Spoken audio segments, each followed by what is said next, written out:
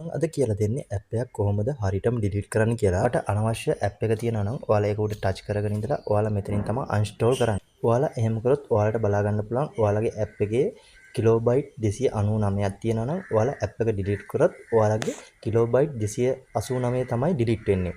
එතකොට ඔයාලට බලා ගන්න පුළුවන් තව 338ක් ටෝටල්ලි ඔයාලගේ ඉතුරු වෙනවා. ඔයාලට බලා ගන්න පුළුවන් ඔයාලගේ සෙටින් අයිකන් එක තියෙනවා. ඔයාලා එතන ටච් කරන්න.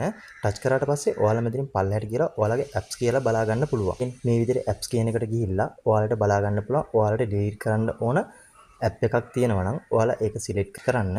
ටච් කරාට පස්සේ ඔයාලා මෙතනින් යන්න ඕනේ ස්ටෝරේජ් වලට. ඊපස්සේ ඔයාලට මෙතනින් තියෙනවා ක්ලියර් කෑෂ් කියලා තියෙනවා. ඊට පස්සේ ක්ලියර් ඩේටා කියලා තියෙනවා. ඔයාලට බලා ගන්න පුළුවන් මම ක්ලියර් කෑෂ් ඔබ්බුවාට පස්සේ ඔයාලට මේ විදිහට බලා ගන්න පුළුවන්. ඊට පස්සේ ඔයාලා ක්ලියර් ඩේටා ටච් කරාට පස්සේ ඔයාලට මේ ඇප් එක අන්ස්ටෝල් කරගන්න පුළුවන්. මාව ෆලෝ කරගෙන යන්න. තව කෙනෙකුට බලන්න මේ වීඩියෝ එක ෂෙයා කරන්න. ලයික් එකක් දාගෙන යන්න. මම අද කියලා දෙන්නේ ඇප් එකක් කොහොමද හරියටම ඩිලීට් කරන්න කියලා. ඔයාලට අනවශ්‍ය ඇප් එක තියෙනවා නම් ඔයාලා ඒක උඩ ටච් කරගෙන ඉඳලා ඔයාලා මෙතනින් තමයි අන්ස්ටෝල් කරන්නේ. ඔයාලා එහෙම කරොත් ඔයාලට බලා ගන්න පුළුවන් ඔයාලගේ ඇප් එකේ කිලෝබයිට් 299ක් තියෙනවා නම් ඔයාලා ඇප් එක ඩිලීට් කරොත් ඔයාලගේ කිලෝබයිට් 289 තමයි ඩිලීට් වෙන්නේ. එතකොට ඔයාලට බලා ගන්න පුළුවන් තව 338ක් ටෝටල්ලි ඔයාලගේ ඉතුරු වෙනවා. ඔයාලට බලා ගන්න පුළුවන් ඔයාලගේ සෙටින් අයිකන් එක තියෙනවා. ඔයාලා එතන ටච් කරන්න.